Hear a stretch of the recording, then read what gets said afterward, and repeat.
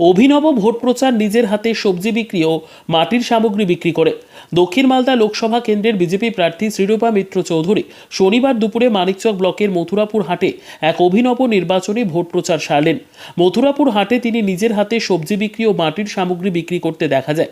শুধু তাই নয়, দলীয় কর্মী নেতৃত্বদের নিয়ে চায়ের দোকানে নিজের হাতে চা বানিয়ে চায়ে পে চর্চা করতে দেখা যায়। শনিবার দুপুরে মানিকচকের মথুরাপুর হাটেই অভিনব প্রচার সারলেন বিজেপি প্রার্থী। হাটে বাজারে নির্ভয়া দিদি। ব্যুরো রিপোর্ট, দিনরাত স্টার নিউজ।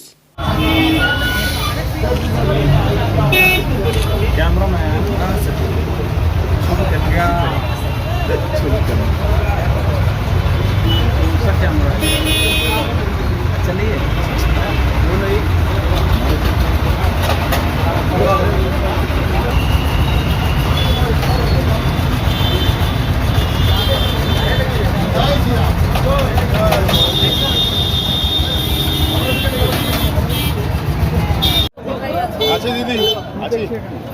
এই আমি ওয়াক করতে যাব। হ্যাঁ, যাও। আমার ছোলাতে নাও। দাঁড়াও, একটু দাঁড়াও। উপরে দেখতে ভালো, আমরা যাই করি না কেন নিজ দিয়ে সব করে যাবে। আমাদের প্রার্থী মাটির মানুষ, ইনি সাধারণ মানুষের জন্য ভাবেন, সাধারণ মানুষের জন্য আগতের জন্য ভাববেন। যদি আপনাদের আশীর্বাদ পায়,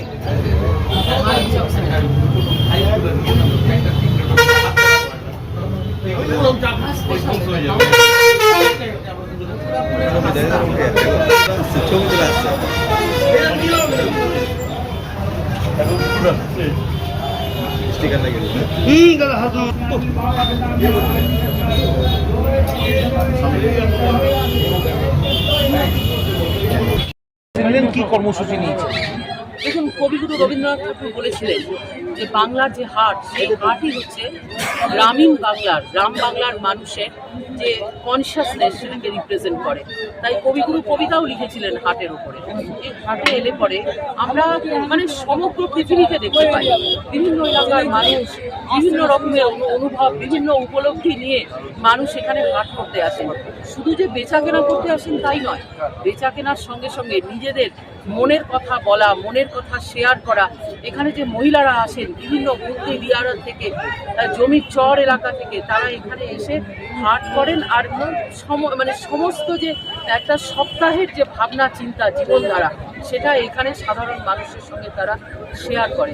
আমি অন্তত একদিন তাদের মধ্যে দিয়ে তাদের যে চিন্তা ভাবনা, সেটাকে শোনা, জানা এবং তাদের সঙ্গে একটা কেয়ারিং এবং শেয়ারিংয়ের সম্পর্ক আমার আছে, সেটাকে আরও স্ট্রেংথেন করার জন্য আমি আজকে হাট করতে এসেছি।